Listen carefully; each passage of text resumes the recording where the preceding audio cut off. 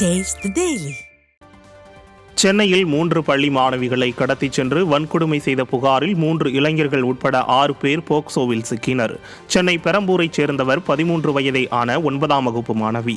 அவரது 14 வயது மற்றும் 16 வயது பள்ளி தோழிகளுடன் 3 ஆண் நண்பர்களால் கடத்தப்பட்டதாக கூறப்படுகிறது. அவர்கள் ஆவடி, அம்பத்தூர் என சுற்றிவிட்டு பெரம்பூர் பேப்பர் மில்ஸ் ரோடு அருகே உள்ள நண்பர் வீட்டில் தங்கியுள்ளனர். தொடர்ந்து திருவிக நகரில் ஒரு பாழடைந்த கட்டிடத்தில் வன்கொடுமை செய்ததாகவும் இரவு முழுவதும் தங்கியவர்களுக்கு 3 சிறுவர்கள் காவலாக இருந்ததும் விசாரணையில் தெரிய வந்துள்ளது. இது தொடர்பாக சிறுமியின் தாய் அளித்த புகாரில் கொடுங்கையூர் கலிமுல்லா, அகரம் அபிஷேக், கோகுல் ஆகிய இளைஞர்களும் காவலாக இருந்த 3 சிறுவர்களும் போக்சோவில் சிக்கினர்.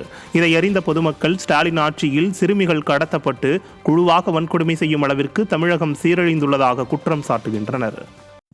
ராமநாதபுரம் மாவட்டம் கடலாடி வட்டத்தில் மழையால் சேதமடைந்த பயிர்களுக்கு இழப்பீடு கோரி ஆட்சியர் அலுவலகத்தில் ஒப்பாரி வைத்து போராட்டம் நடத்தினர். 15,000 ஏக்கரில் பயிரிடப்பட்டிருந்த நெற்பயிர்கள் அறுவடைக்கு தயாராக இருந்த நிலையில் பெய்த மழையால் நெற்கதிர்கள் சாய்ந்து முளைக்க தொடங்கியுள்ளன.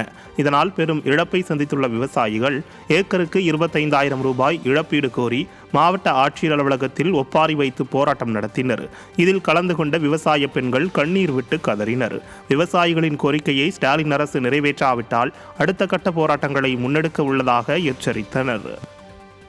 அண்டா குண்டாவை அடகு வச்சு காதல மூக்கல இடக்கெல்லாம் வட்டி கொடுத்து கடன் வாங்கின காசு கூட தேராது, அறுவடை கூலிக்கு கூட வராது. இந்த சூழ்நிலையில ராமநாதபுரம் மாவட்டத்தை இயற்கை பேரிடர் பாதித்த மாவட்டமாக அறிவித்து நெல், மிளகாய், சிறுதானியங்களுக்கு உரிய இழப்பீட்டு பணத்தையும் பாரத பிரதமர் தேசிய வேளாண் காப்பீட்டு திட்டத்திற்கான 100% இழப்பீட்டு பணமும் உடனடியாக போர்க்கால அடிப்படையில்